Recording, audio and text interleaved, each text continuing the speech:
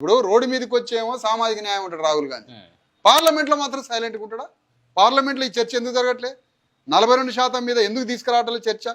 పార్లమెంట్లో ఎందుకు యుద్ధం చేయట్లే? రేవంత్ రెడ్డి పోయి అక్కడ కూర్చొని రాహుల్ గాంధీతో పార్లమెంట్లో ఈ బిల్లు విషయం ఎందుకు మాట్లాడట్లేదు? జరగాల్సింది పార్లమెంట్ కదా.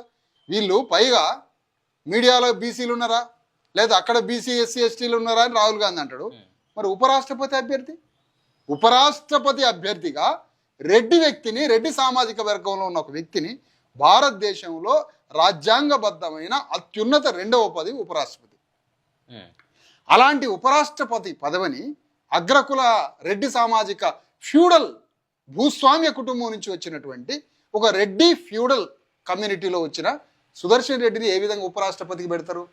మీకు జస్టిస్ ఈశ్వరయ్య కనపడలేదా? లేదా ఇంకో బీసీ ఒక న్యాయమూర్తి కనిపించలేదా? ఒక దళిత న్యాయమూర్తి కనిపించలేదా? ఒక అణగారిన వర్గాల న్యాయమూర్తి భారతదేశంలో మీకు ఎక్కడ కనిపించలేదా రాహుల్ గాంధీకి, రేవంత్ రెడ్డికి? ఇది రేవంత్ రెడ్డి ఏర్పాటు చేసిన మంత్రాంగం. ఈ మంత్రాంగంతో సుదర్శన్ రెడ్డిని పెట్టారు. ఓకే, సుదర్శన్ రెడ్డిని గెలిపించడానికేమో తెలుగువారంతా ఒకటి కావాలట. వీళ్ళు సెంటిమెంట్ తీసుకొస్తారు. ఏమని?